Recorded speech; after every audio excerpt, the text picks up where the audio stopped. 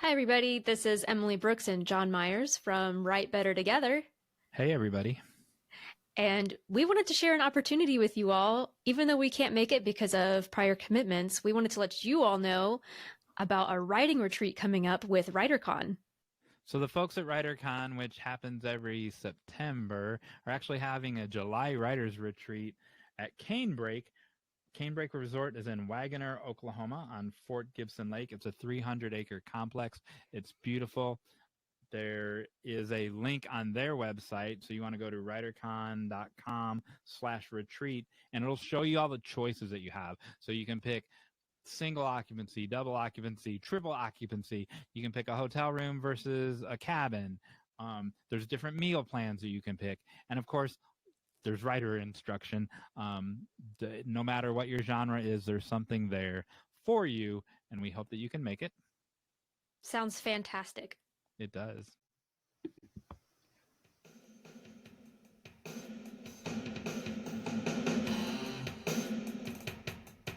Welcome, everybody, to Write Better Together. I'm Jon Meyers. Hey, look, everybody, it's Emily Brooks. Hello, Jon Meyers. Hey, what are we going to talk about today? We're talking about overcoming your fear of failure, and especially when it comes to querying agents. What if I don't have a fear of failure? That is wonderful. Bring in Winnie. Teach us. I don't know. I don't know if that's teachable, but bring in Winnie. Maybe she has a fear of failure. Winnie, So did you get out of your bubble? Oh, wait, you got to tell us what we're going to talk about first. I'm ready to hear about your bubble. Before that, we're going to have a call to action response. Then after our topic, I'm going to share a new fact with Jon Meyers. I almost said what it was because it was written down. Do that. We're going to have a new call to action, and then we're going to have the final act. Yay. Which is a surprise. Of course. Yeah. How did you get out of your bubble? Oh, you want me to go first? So last night, there's actually a learning objective to this one. Last night was it's morphing into something else, but it was my final writers class with the acclaimed award-winning novelist. And we all brought things to be read. Nice. And they read them. Well, they read 6 of them, and mine was one of them. And they were all really good in different ways. I was shocked how good they were, because most of the people there don't ever, and I'll believe it or not, I'll put myself in most of the people don't talk that much during the session. There's a couple people that ask a million questions, and then I mean, I've asked a question or two, and but I don't talk that much in that. I'm just there to absorb, right? And so it was cool to hear everyone's what they wrote. Yeah. She thought my characterization was super strong. Nice. And that that was probably the best compliment. The first 3 writings, I'll call them, because they were all different. And mine was one of those. And and this lady sitting next to me, like after like the 5th or 6th one, she was like, "Was that one yours?" I'm like, no, it was like didn't sound anything like mine. But for some reason, she didn't want to say. They were all anonymous, which I'm fine. Oh. Like they didn't need to be. Like I'm fine. Like I didn't need it to mine to be anonymous, but since they were all anonymous, then I didn't want to like break the thing. But anyway, my point was the first 3, so it's only the first page of a thing, right? Of a chapter, or the first page of a screenplay. I didn't write a screenplay, but whatever it was only the first page. And her note for the first 3 was that you don't want to ring the same bell twice. And I loved that. And then so if there's 46 lines on the first page or 23 lines on the first page, if whether you double space or what, you don't want to make the same point twice on the first page. And I've never heard it said that way, and I love that. And in terms of how that one applied to mine, because even though this was a piece of prose and I'm a screenwriter, I suspect that she thought I was ringing the same bell twice when I wasn't, because I was planting things that would pop up later. And so there's in this scene, this woman is measuring a crate, like a milk crate. And so in the course of one page of 400 words or whatever, she goes back to measuring the crate. She goes back to measuring the crate 3 times. And but there's something revealed in each. You just don't know that in the first page, right? Oh, So yeah. there's a reason that she goes back to that, and the things that she is, those things that she was saying, all will matter later. The rule of 3 is that? I did employ Open the it 3 rule of times. 3, but Yeah. so it appeared that I was ringing the bell 3 Yeah. times or twice, and heard to use her vernacular when I really wasn't. But I didn't like. It's still a good note. It is. Yeah, that's a really good advice. Yeah, I thought 'Cause so. I just went to the writing conference where they had the query panel where they were reading, or the agent panel when they were reading first pages, and you can just learn a lot in one page. You can really pack it with character and setting and really hint at what the story is going to be about. But you knew going in it was going to be one page, right? Yeah. Yeah. So, I mean, it was. I'm trying to be nice. We didn't know it was only going to be one page, right? And so, Yeah. some question that someone had might have been answered on the second line on page 2, right? Yeah, And and that's really tough, especially when you know agents are looking at that first page. Speaking of our topic today, that first page is so important.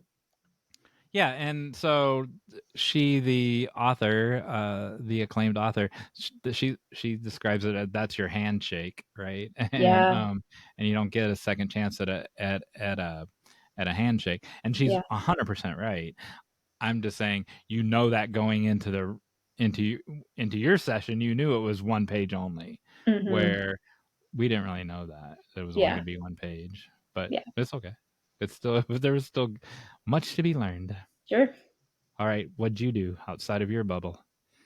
Well, so I actually I couldn't think of a story for today, and then I happened to go to the grocery store this morning, and usually nothing happens, but there are a lot of people I know who frequent the same grocery store, and I ran into my friend Austin.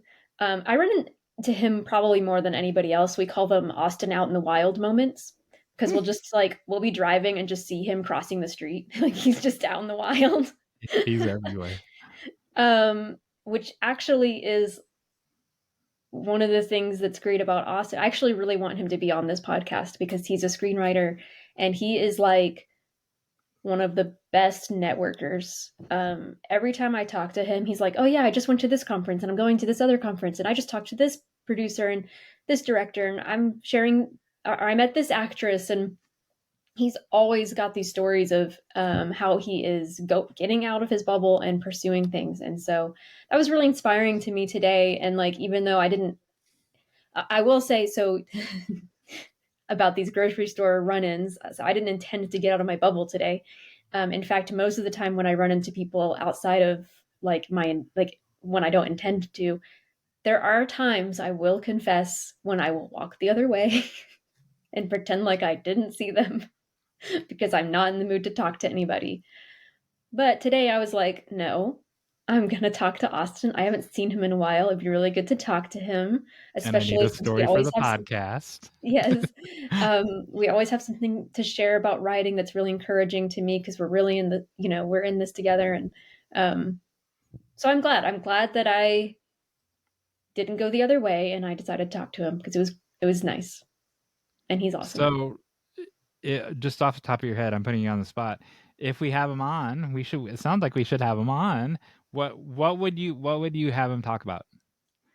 Just I would love to first have him talk impression. about, huh?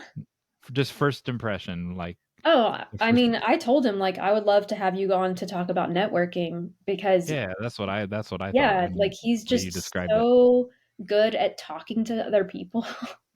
um and yeah, like just putting himself out there. He's so good at it. Does he have a podcast? No, Well, there but you he go. was excited about the idea of being on ours, so Yeah, we should put that on there. On the for sure. Be looking out for that in the far future after we've got a lot of things lined up, but maybe by the end of the year we'll have awesome. If you people only knew, maybe there's time for him in December. Yeah, right. We've got a lot of plans. No, I'm serious though. We should have him on. Yeah, me too. All right. All right, what's our call to action responses today? I know you have one and I have one. Let me do this one first because it's handwritten for you people that aren't in your car, and I don't know that I can read this. And speaking of people So who are going to be on Adrian the podcast, Sanders, a guest that's coming on the show soon. We're actually recording it next week, and but who knows when you're going to see it. And so she responded to when we asked you all to tell us what your quote unquote best or favorite or most impactful writing advice was. And this is the advice that she got from Jessica Jacobs, the acclaimed poet, memoirist. And Jessica wrote this in the front matter of her book to Adrian. To Adrian, such a pleasure to meet you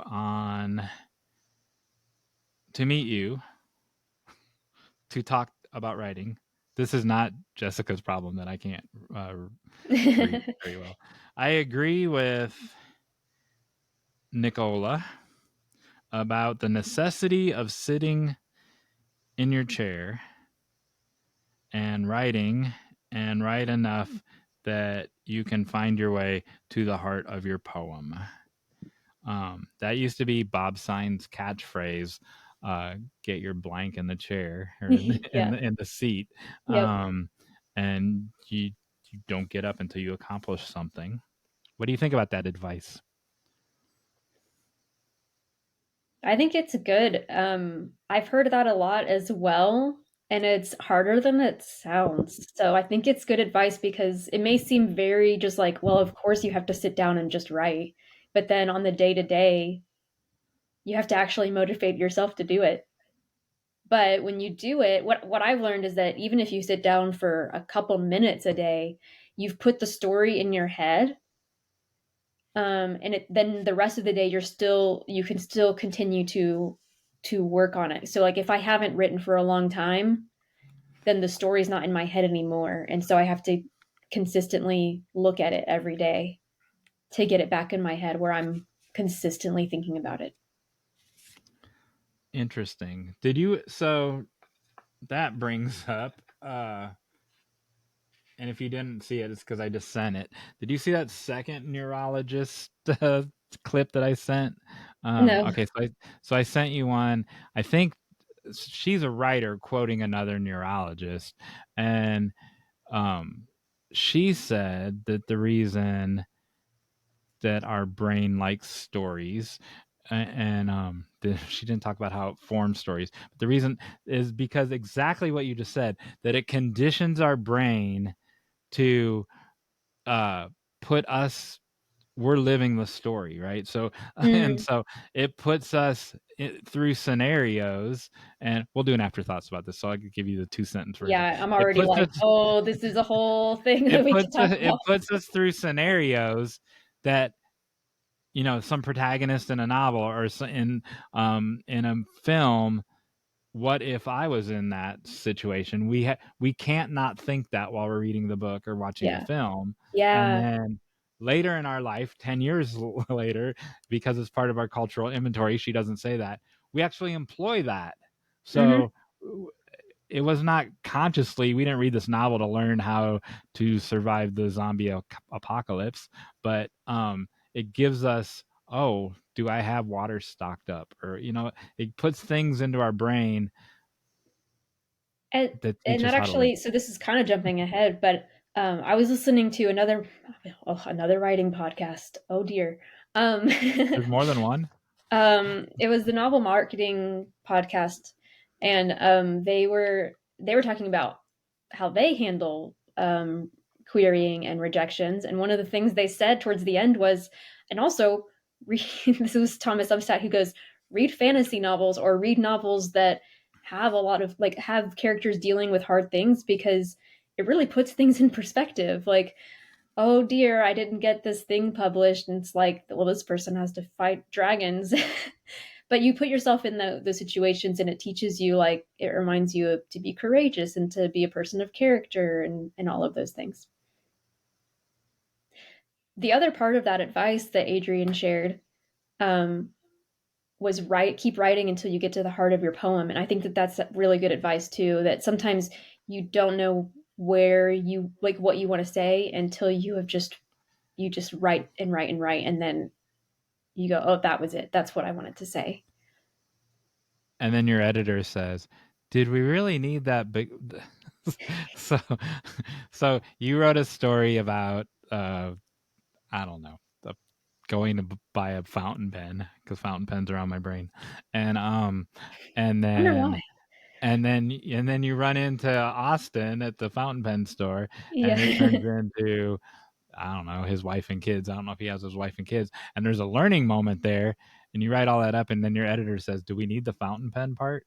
Right. Right, exactly. There's usually when you're first writing something, you can cut several pages, or if it's a poem, several stanzas, like, because it just takes a while to get to the point where you're like, yeah, this is where this starts. Man, this podcast has already been rich with advice, and we haven't even gotten to the main thing yet. Well, you have to read the other thing. Okay, I'll read. So my sister, Your thank you, sister. Bethany. She really helped us out and responded to some things. So I'll respond to this short one that she did. Good thing. We Good thing I talked believe about. in nepotism. Good thing I I am know, pro right? nepotism. um, she loves our podcast, and she's our biggest fan. Yay. We had talked about how whales have language in the episode with Pinar, and she also had talked about she speaks a lot of languages. And so we said, what's the language that you speak, or even if it's not like a specific dialect, but like what are the quote unquote languages that you speak? And this one is so Bethany. It says, is the language of movies a thing? Because I have a movie quote for just about any and every situation you can think of. And if a movie quote doesn't fit, I will quote The Office. And this is my family, like, we speak in quotes. We really do have a quote for everything, and Bethany especially. Do you That's do that? amazing. Do you speak in quotes? I think in quotes, but I don't remember them well enough Hmm. to spit them out in the moment. Yeah. You also have to know your audience. Like, sometimes I want to quote something around somebody, and then I'm like, they probably have never seen that. I don't know if they'll get it. But it's great when you meet a friend and you can do a quote and they go, I've seen that. I get it. Exactly. It's an automatic connection. Yep. That's a good one. So our main topic today is, last time we talked about the anxiety that you might have going into conferences and pitching to agents and networking, also just anxiety in general. So today we wanted to talk about the aftermath of that, the courage that it takes, first of all, to query, and then also, what do you do when all of those queries are sent out and you're waiting on responses, and what do you do when you get responses? And so I thought I would start off with I guess, a story. I wrote on my blog post recently about rejections or on my blog post, goodness, on my blog, about rejections that I got and how I did not take it as well as I wanted to, especially knowing that this episode was coming up. I was like, this is embarrassing. Why can't I just handle this? And one of the things I learned was, first of all, we're really hard on ourselves, especially me. But we can be really hard on ourselves and think, well, I shouldn't be feeling this. Mind over matter. But sometimes you just need to feel something, and that's okay. Like, it's okay to just sit and feel something because that actually helps you move on faster. So that's my first advice: is feel the feelings, feel all the feelings. Well, and that you I don't want to get ahead of myself. That feeling, it when you said move on, the anti-productive traits or elements of that feeling, you move on from them, but you don't move on from the feeling. You funnel that Right. feeling, channel that feeling into creativity. You like Sure. don't get rid of the feel. Like you don't move on from the feeling. You just keep it because Sure. it's always the feeling is the feeling, and this other element I'm going to talk about in a little bit is always going to be there. Yeah. Yeah. There and that's just your that's just being human. You can Ex- you can do all the things and you are still going to feel emotions, and so don't shame yourself for it. Just let yourself feel it. So that's with I guess I kind of jumped ahead because I'm talking about rejection all of a sudden, but I just wanted to name that to say that this conversation, I'm coming from a point of, I know that this is uncomfortable. To me, whenever I start querying something, I just get so stressed out. I don't like it. I don't like the weight.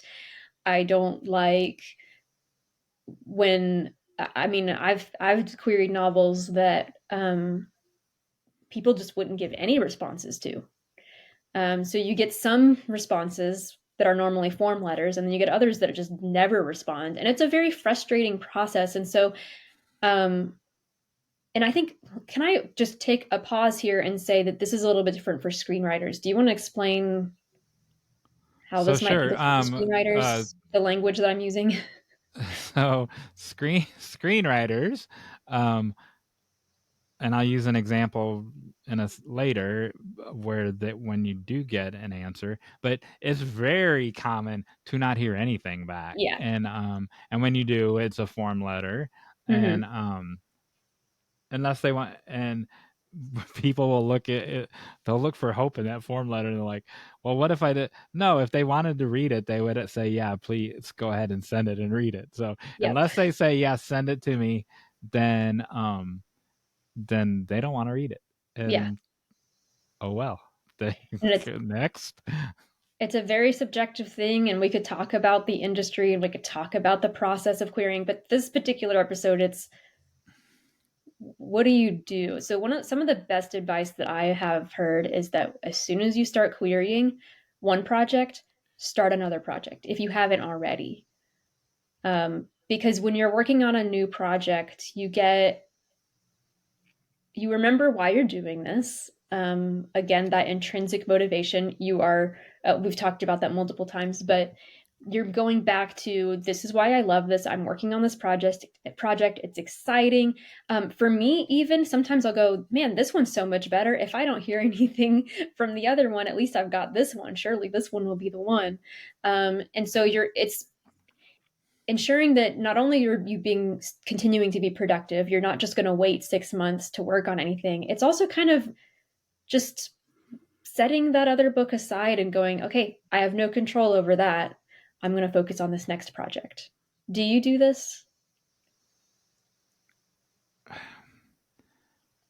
So yes and no. So I did. It wasn't a query, but so these guys that used to have a YouTube show, and now they're starting a podcast, and I'll just call them Lucas and Charles. But Charles used to work for Jerry Bruckheimer, and so every big giant blockbuster Jerry uh, Bruckheimer film that you've ever seen, he worked for him. And so they opened up kind of like what we're going to do with swapping our projects. They opened up this thing where send us something, and if we accept it, then we'll critique it right in front of you on our podcast. Wow. And so this was just yesterday, and and I told them that we have a podcast, and so if mine's chosen, it's good. We're both like, they're coming on ours too. Sure, yeah. And they can critique me in front of you, and because you're going to critique me as well. And anyway, so to answer your question, Mama Bear, I had to decide what to send them. And when you said, well, this new thing is better, I don't have that muscle of like, oh, I'm going to send them my best, because they're all good in their own way. Like, they're just different. And so because I don't have any action one, but because and I don't know if Lucas is going to be the decision maker, or if he's going to decide with Charles, but I don't have an action one, or I would have sent an action one because that would seem most appropriate. And but so I decided to send. So most of them are rom-coms, and then I have a thriller, a supernatural thriller, but it's not that. I mean, it's not that scary. So I'm just, supernatural things happen in it, and so I sent the one that I thought that they could comment upon the most. Sure. And so that was my decision. Like, they're all tight stories, and so I didn't like, oh, this story is better than the other story. I think Or I wouldn't have, like, I'd still be working on it if it wasn't finished yet, right? And so I just wanted one that they would have a lot to talk about. I think that's a good point, because I think from my experience is that I'm at a point in my writing where every time I write a novel, it is generally better than the last one, because I'm growing as a writer and I'm learning what this takes. And so part of that is just me in the place that I'm at. And then part of it is also, even if it's not better, it's something that I get excited about it. So it's about keeping things fresh, I think. Oh, and 100%, when I say they're all quote unquote good is subjective. 100% whatever I wrote last month is better than what I wrote 10 years ago. Sure. And so, but I still have a script from 10 years ago that gets refreshed every once in a while. That it's still a fine story. Yeah. And that's another thing too to keep in mind, is that, you know, if you're querying the first thing you've ever written, I wouldn't be too discouraged. I mean, you will feel discouraged. That's okay. But just remember, like, everything you write is going to get better. And then also you can use those skills to go back and refresh those other things. So that's my first advice is, first advice, feel your feelings. Second advice, keep working on other projects. Third advice is, and I'm curious what Jon Meyers is going to say about this one, is to remember that you're not defined by whatever happens. I think as creatives, sometimes we identify ourselves in our creative work. And so then if we're not published, then it feels like, well, who even am I, or what am I doing with my life? And it feels like, it can feel like a crisis of identity in some ways. I heard this is terrible. I tried to find the episode and I couldn't. This was on the Middle Grade Ninja podcast. Back when I was writing middle grade, I was listening to this podcast, and he was interviewing this woman who was she talked about how several of her stories didn't get published. And he was like, so how did you work through that? And she said, well, first of all, I just reminded myself that that's not my identity. She was like, my identity is that I'm a child of God, and she's like, I've got all these other things that I do. This is something I love and I want to be successful at it. But this isn't like my like purpose in life, if that makes sense. It makes sense, and I agree with that, because like she said, she's a child of God. You have to know who you are, Yeah. period. I do uh I do identify as a writer, and but if a rejection doesn't mean I'm not a writer. If Exactly. I That's what the next thing. Yeah. if I strike out in a because we're such sports people, if I strike out in a baseball game, Hmm. first of all, what am I doing in a baseball game? And What just happened? who am I? If I strike out in a baseball game, it doesn't make me. I'm still a baseball player. I'm still in the Right. game, and so that doesn't that one doesn't. I don't understand that one. Yeah, no, absolutely. Because um, yes, and I've had to practice saying things like, "I'm a writer." Like when people ask, "What do you do?" I write. And there are no caveats. Like I don't have to explain any more than that. I am a writer. And so And the publication. everyone on this bookshelf, there was a time when it was just a query, or Yep. it Yeah. hadn't been written yet, or their first book hadn't Hmm. come out yet. So that, I Yeah. mean, Absolutely. So I think that's important, making sure. And for me, part of that means that, and this is different for everybody because we've talked about Jon Meyers, how um, you don't really have like other hobbies. Like you are a writer, like first and foremost. For me, for my mental health, it's helpful to have other things that I'm interested in, other things that I'm finding life and satisfaction in, um, because writing isn't enough for me. Like I get a lot of satisfaction out of writing, but um, it's helpful for me to have those other things too. Especially again when you're dealing with querying. I'm gonna go out on a limb, bird woman, um, and so do you appreciate that I'm going out on a limb because you appreciate birds?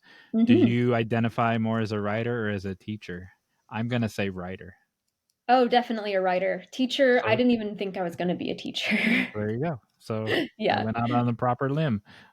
Yeah. No, that's a great question. Um, but I do think about so this is something that I guess this feels very college or high school, but maybe you didn't have this experience, but I had this experience where they would be like, "What's going to be on your tombstone?" Um, First of all, I'm not going to have a tombstone. I don't think. I don't think that's in my plans. But if I did, it's probably not going to say like New York Times best-selling author, My right? tombs my tombstone is gonna say, "What are you looking at?" That's awesome. Call to action. What's going to be on your tombstone? Yep. So it's helpful, at least for me, to think about what are those other things that are important and that give me purpose. Um, the other thing is we've talked about this before as my favorite writing advice is that you can only focus on what you can control, right? So you can control how many queries you send out. You can control how the quality of those queries.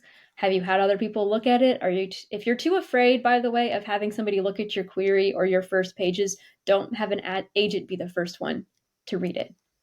Have other people read it. But you can control that, the quality. You can control how much you believe in the story.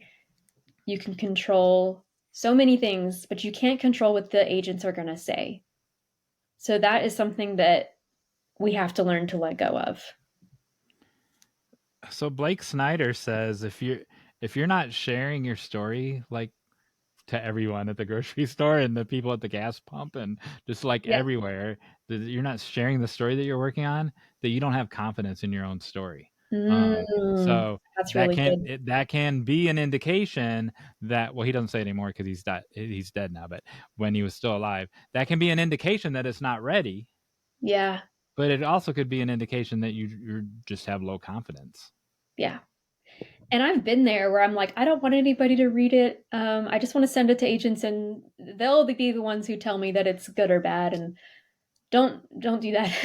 Have other people, um, people that you really trust, people who are really good readers or good writers, look over your work before sending it So out. and I used to be that way too, where only like I only let my beta readers read it because I didn't want whatever Mm-hmm. ruffians reading it. I don't know who Yes. ruffians are, but Jammin says let everyone, like, let your family, let your mom read, let your family read it, because they're the audience, Yeah. and so uh, and Readers sometimes have the best, like, sometimes readers, people who don't write, give wonderful feedback. Actually, this is kind of a side thing, but a lot of advice will tell you to get advice from people that are not just your parents, right? They're like, don't just get advice from your parents because they're just going to tell you they love it because they love you.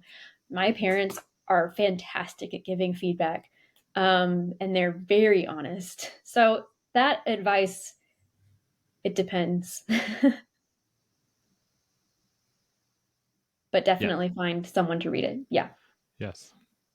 So, Jon Meyers, if you're okay with me asking, so this is all how I deal with this process because I'm a fairly emotional person and I have a lot of fears and I hate the idea of failure and I feel embarrassed when I feel like I failed.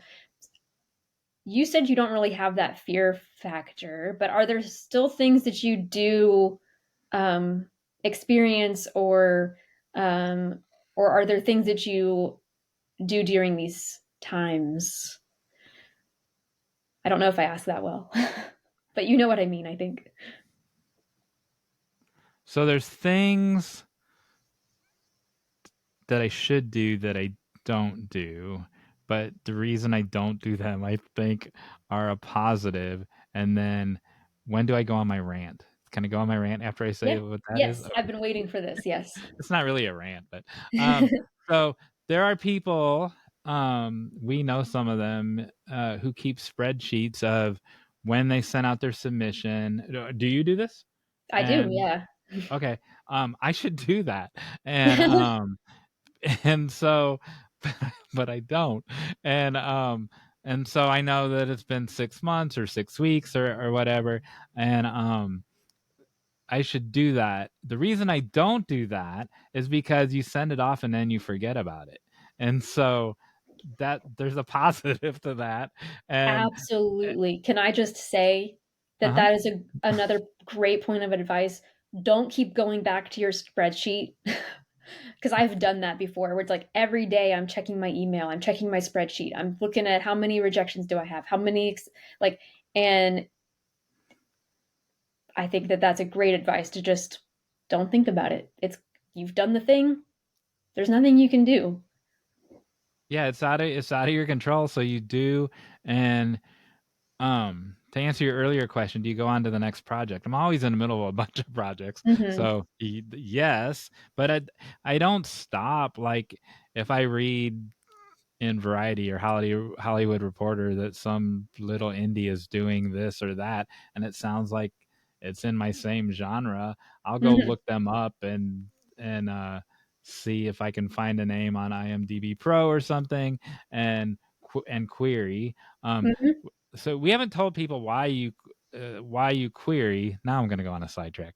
Now we're gonna have a 2-hour episode. But the reason you query is because they don't take unsolicited material. And so if you send a query with just Bob Signs in this book has the Nice. perfect query letter. That's not the way it works.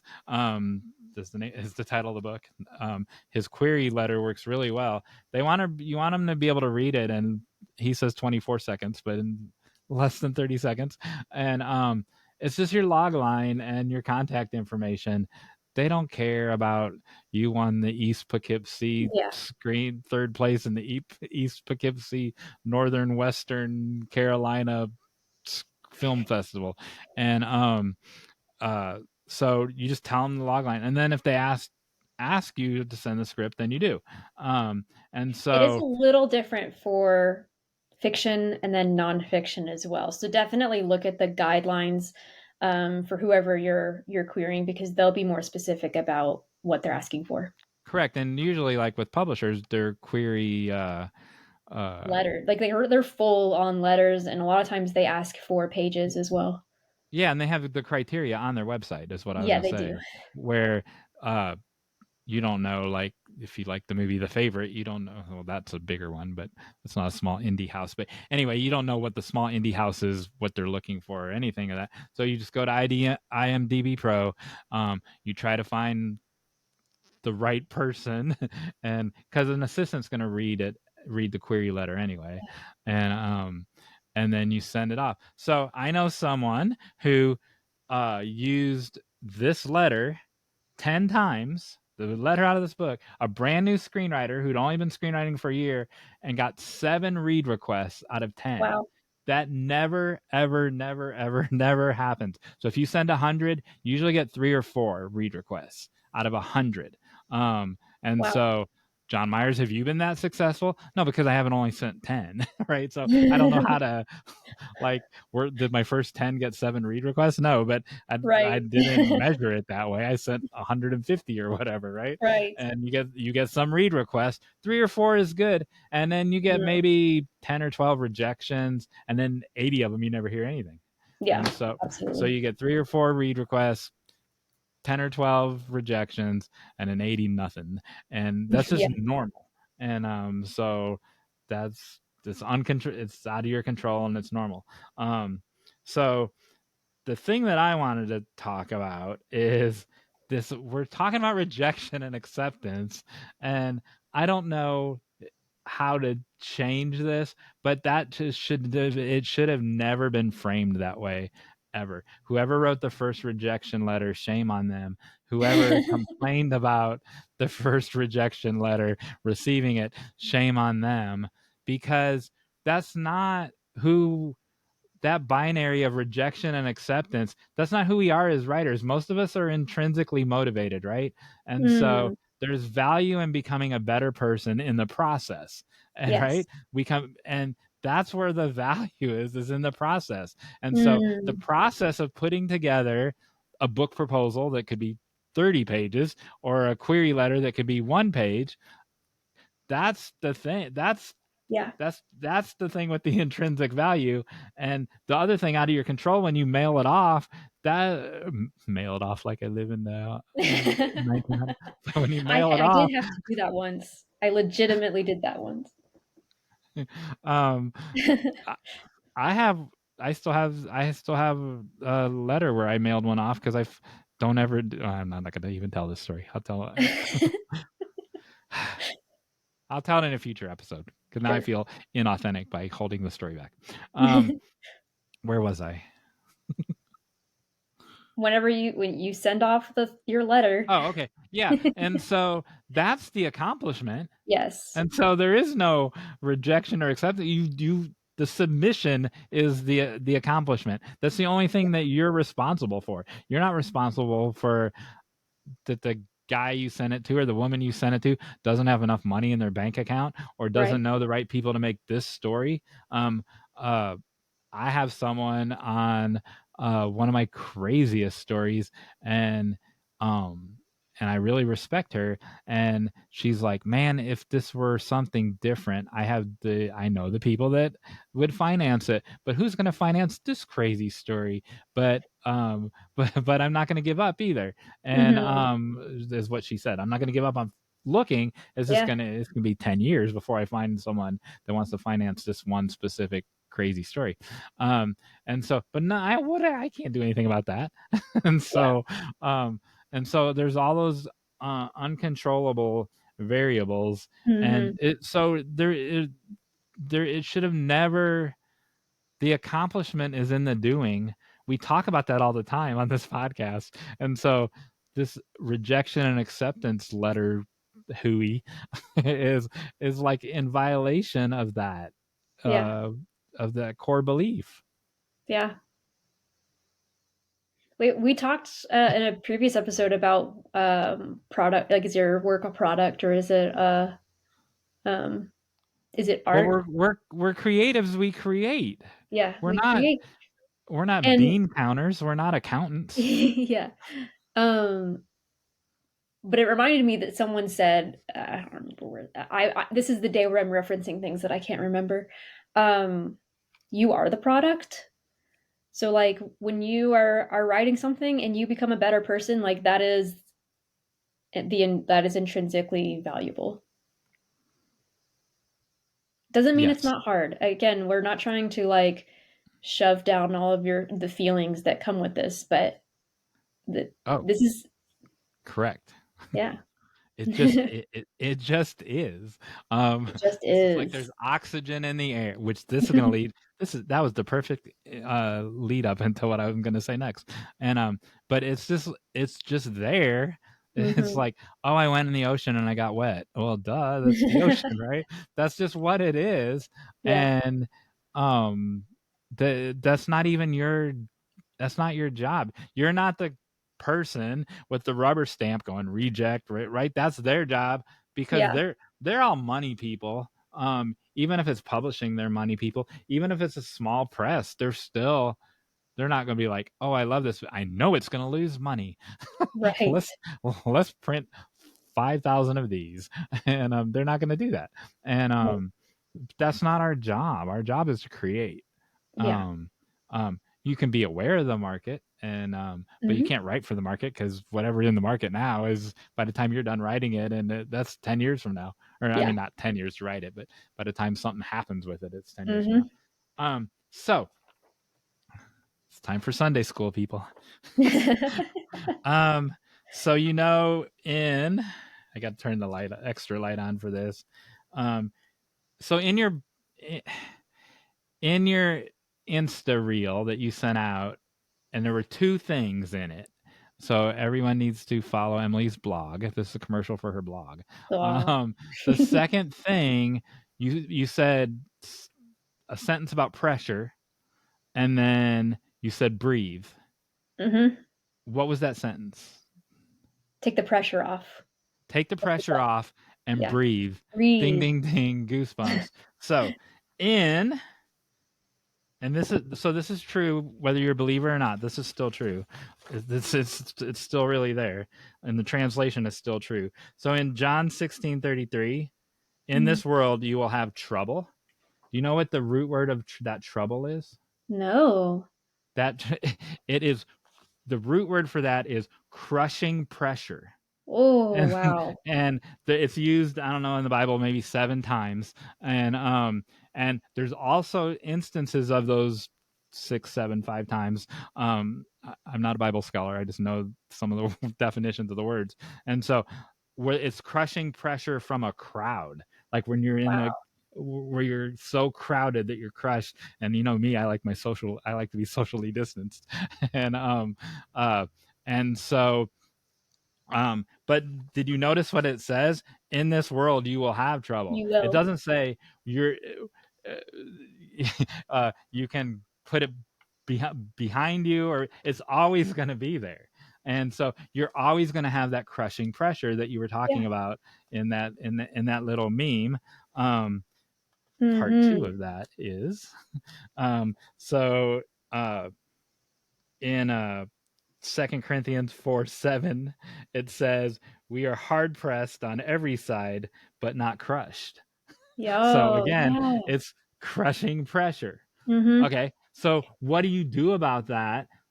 Then the advice that you gave in the previous anxiety thing about exposure, right? Yeah. When something is never going to go away, and if after the Last Supper Jesus told those guys, hey, you're gonna have trouble. Like, Yeah. if he told them it's always gonna be there, it's And then they always gonna be did. there. Yeah. Yeah. And so the only thing you can have is exposure. I mean, that's Mhm. the only, because it's always going to be there. There's no putting it behind you, moving forward. One last thing, so using the hard pressed, crushed by a crowd thing in Psalm, this is before Jesus, right? Because in Psalms 118:5, it says, when hard pressed, again, that's crushing pressure, I cried to the Lord. He brought me into a spacious place. There's your socially distancing, right? So Wow. he can move you. He doesn't get rid of the crushing pressure, but he moves you to where you can breathe, like what Yeah, you said in breathe. your blog. Yeah. And So don't be the one who puts the pressure on yourself, right? You're gonna true, experience pressure, but don't be the one who does it. true. And Yeah. so if something's never going to go away, and and something can't be put behind you, because it's always going to be there, like the water in the ocean or the air that you breathe, then all you do is exposure. All you do is live with it. And you don't even try to, you can't control it, but you don't even try to control it. So recap your exposure advice. And well, as part of that, I'm going to reference scripture now, but it's again the episode where Emily can't remember where things are from. Maybe you know where this is from. Okay, I'm going to have to actually just look it up real quick if that's okay. That's fine. I can trim the part where I'm looking while it she up. looks that up, I will sing you a gospel song. No, not really. Okay. I'm going to read, I actually have two scriptures now because I get them mixed up. So I'm going to read both of them. James 1:2-4, consider it pure joy, my brothers and sisters, whenever you face trials of many kinds, because you know that the testing of your faith produces perseverance.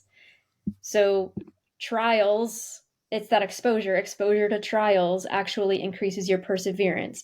And then in Romans chapter 5, verses 3-5, it says, we also glory in our sufferings because we know that suffering produces perseverance, perseverance, character, and character, hope.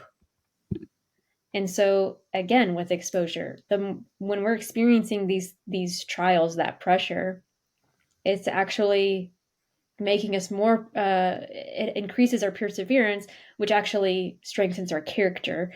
And when you have character, it increases your hope.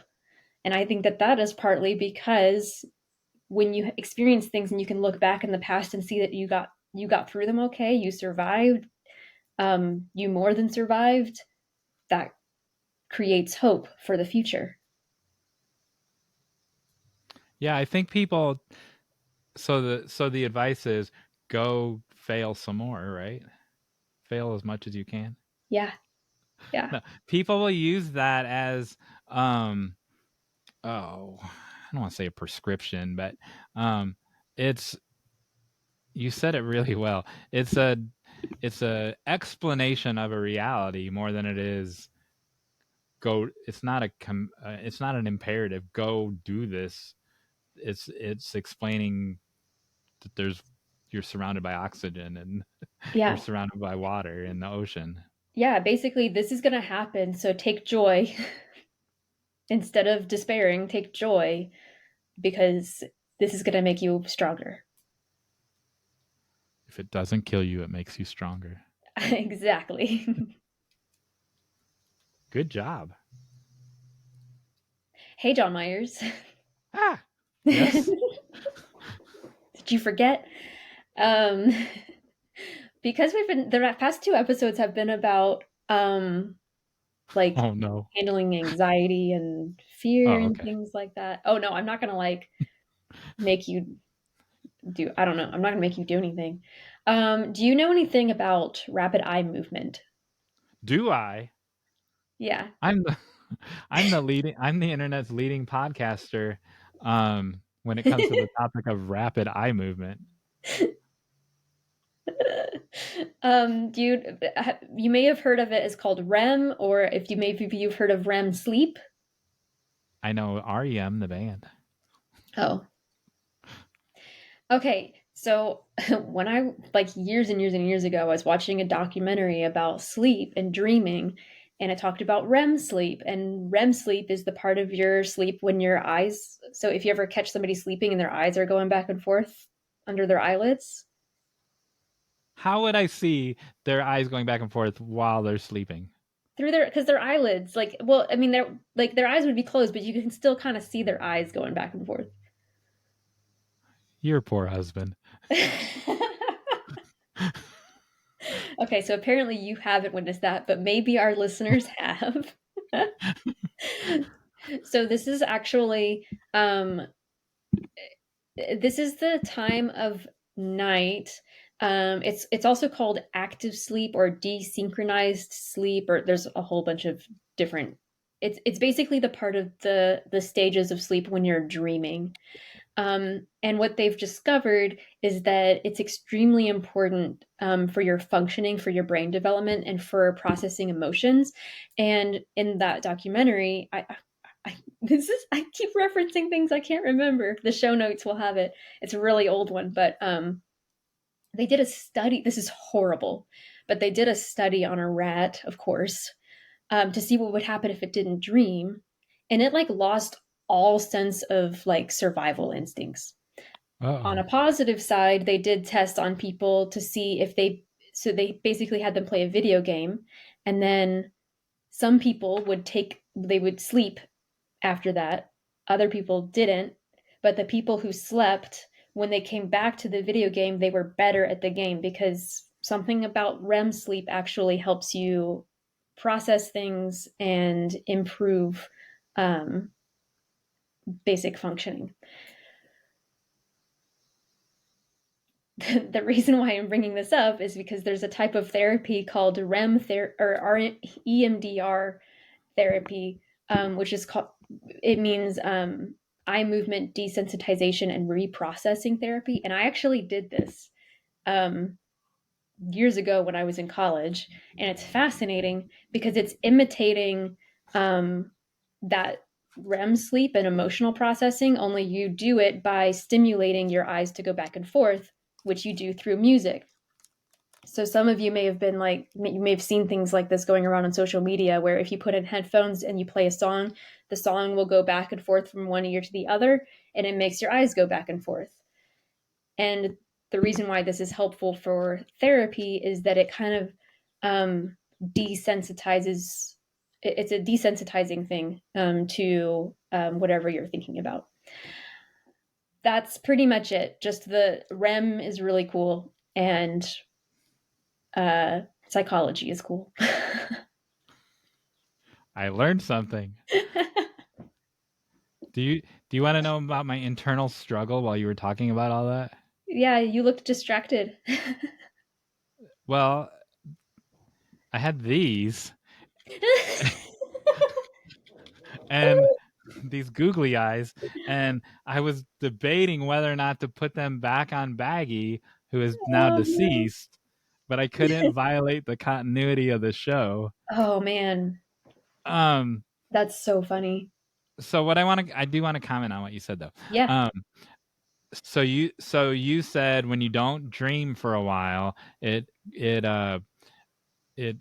lose the ability, one loses the ability to process reality or process it. survival. They What? know for sure that dreaming is beneficial in almost. It's almost like a training exercise in your brain. So when I moved here, I've now lived here in December. It'll be 12 years, and to this undisclosed location. I didn't dream for in 10 years. The first 10 years, I probably only dreamt twice. And Well, you so don't much so that always after know that about you're 5 or dreaming. 6 years ago, or it was noticeable, I'm like, man, I haven't had a dream since I lived in Ohio or wherever, since I lived in Minnesota or wherever I live. And uh, now I've dreamt, even this week, I've dreamt a lot. But Yeah. so was I not? So I can't definitively answer this, but I feel like what I read before was that we don't always know or recognize that we're dreaming. So sometimes it depends on whether, like, how much you're waking up at night. Like, are you waking up in the middle of the dream? That may help you remember it. But yeah, you don't always know. But you'd think after 6 years of no dreaming, you would remember one of them. Yeah. That's a long time. And I then don't I would know. I have one, mean, and then I wouldn't have one again for 4 years or something. But it now I, also, like, if you're not dreaming, it could be that you're waking up right before or during REM sleep, and so you have to reset each time. That's what they did to the rat, as they woke him up right before he got into REM oh, sleep. plus I never sleep, so that could have something to do with Oh, it. the sleep is important. Well, I learned something. There you go. Maybe that's inspiring some story ideas. I don't know. Um, all right. We have a new call to action. Yes. So we talked about the importance of perseverance, of trying new things, putting yourself out there. And so we want you, how do we phrase this? We want you to get a no from something or somebody. Yeah, We we want want you you to, to send a query somewhere yeah, and get a no. yeah, send a query somewhere and get a no. And if it's not like a query for your writing, or it could be like you submit to a journal or a magazine. It could be you ask somebody to look at your work. Um, just put yourself out there, and maybe you'll get a yes, and you can tell us about that too. Nope, we want them to get a no. No Well, if yeses. you get a yes, keep going until you get a no. Try harder Try until you harder. get a no. So you can share any of the call to action responses in the response to our show notes. All of the episodes are at writebettertogether.com/podcast. You can also respond to our Facebook page, which is Write Better Together.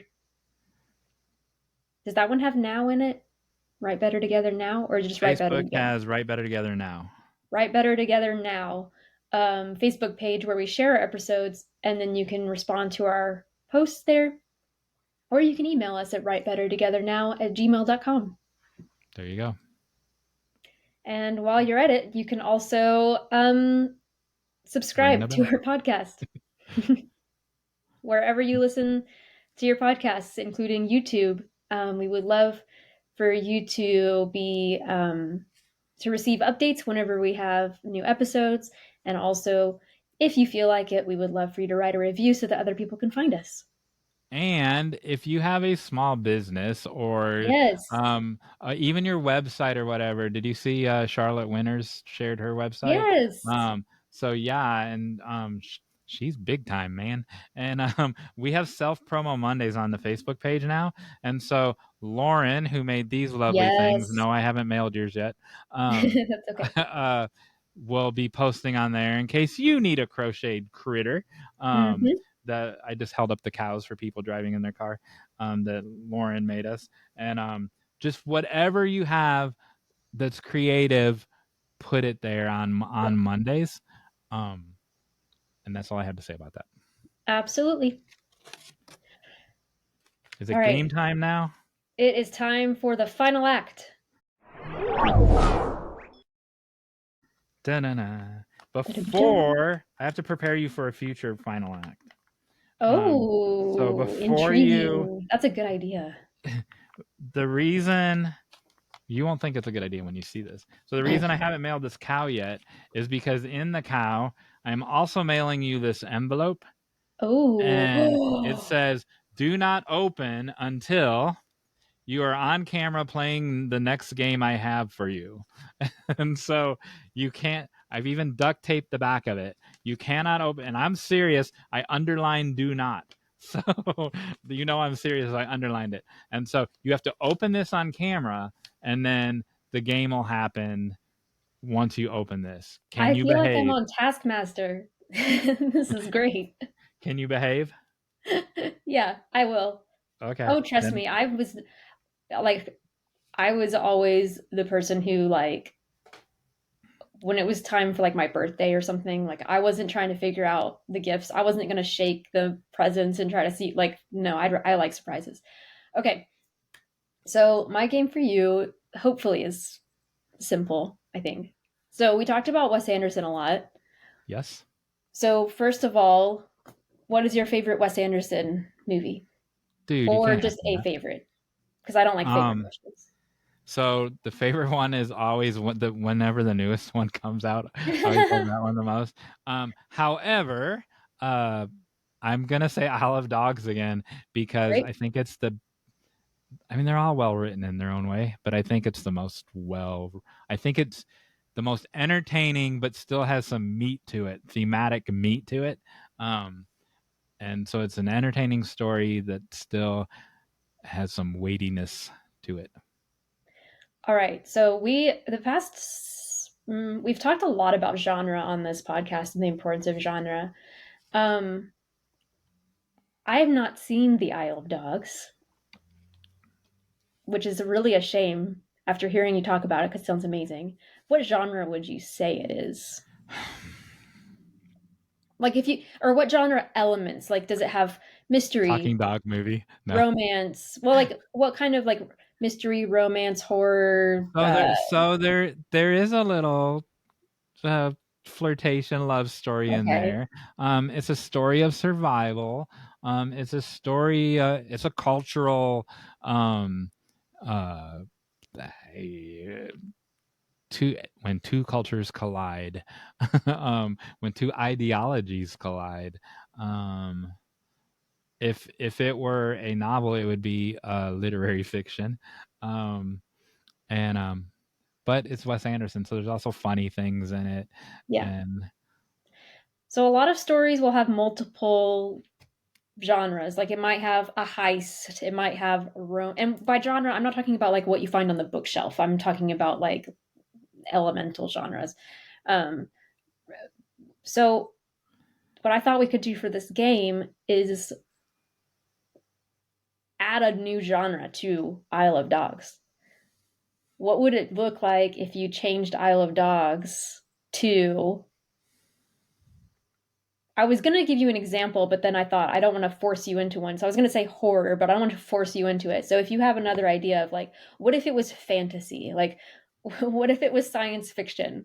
Um, I will be just judging this based on your execution. and my I know you prize don't, will be.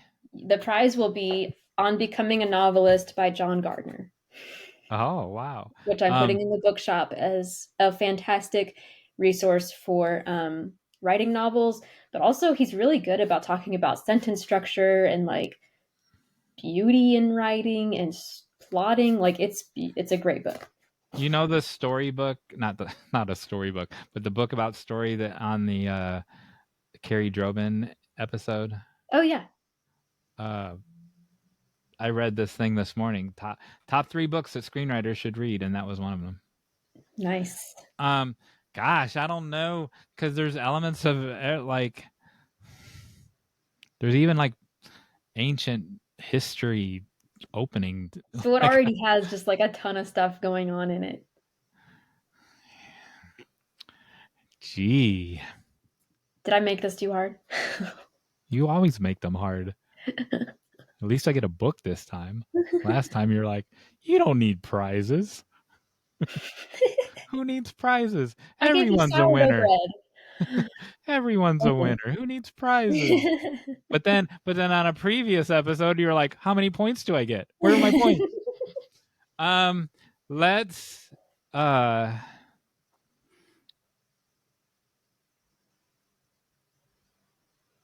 let's change Moonrise Kingdom. Okay. Have you seen that one? Yes.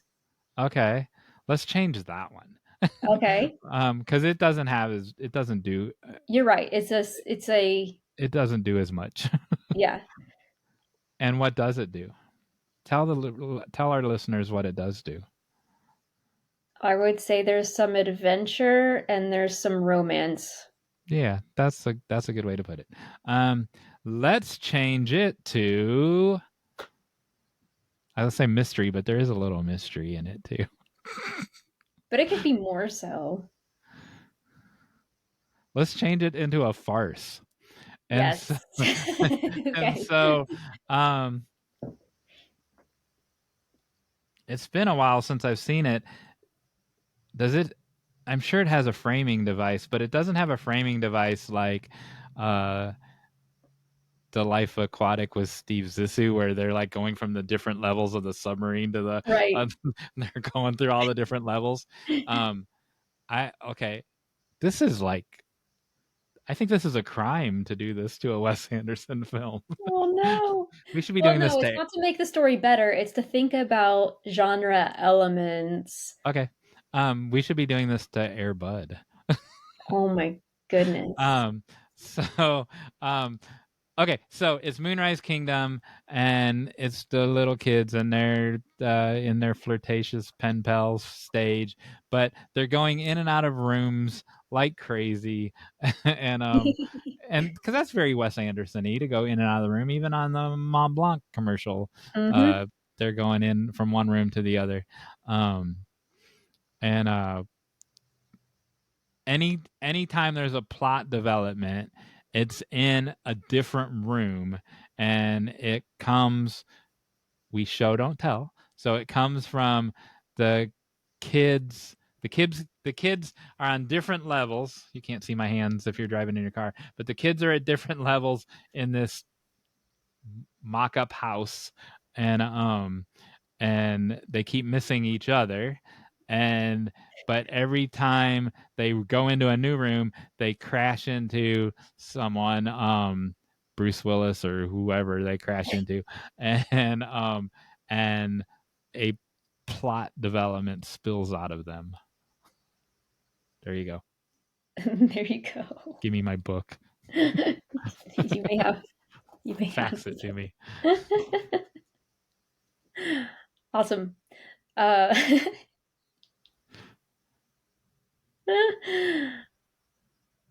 do we end this? We couldn't have done it. We couldn't have done it without you. Yay. Hey, Emily. Jon Meyers, I'm back. Say hi. Hi. Why am I back? Because I have a correction to make. I'm never wrong. No, Emily's never wrong. But earlier in this episode, I wasn't wrong, but I felt upon reflection, I felt like I was incomplete. And here's the correction. So I had talked about John 16:33, and it was where, in the part of the conversation where the final dinner, the final supper's over, the Last Supper, and he's just talking to them. And I made this statement as that he was just explaining the reality that in this world you will have trouble. And that's a reality.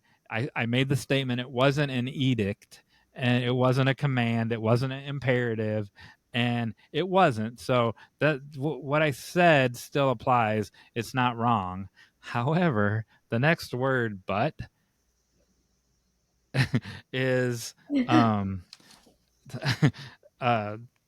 what comes after that is take heart, and the take heart is an imperative, right? And so that's why I said that I felt like it wasn't wrong, but it was incomplete. And so that but is an adversative, and in an adversative, and there's, believe it or not, there's 490 of them in the Bible, of the but that's an adversative. There's two kinds of buts. One is where both things on both sides, both sentences on both sides of the but are equal, and but an adversative is one is weightier than the other. And so in this case, in this world you will have trouble,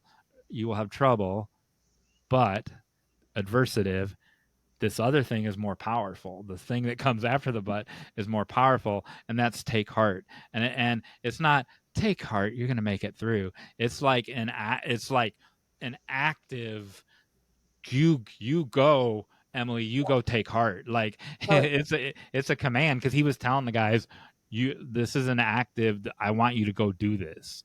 And so that's the correction I need to make. What do you think about that? I love it. Yeah, take heart. There you go. There you go.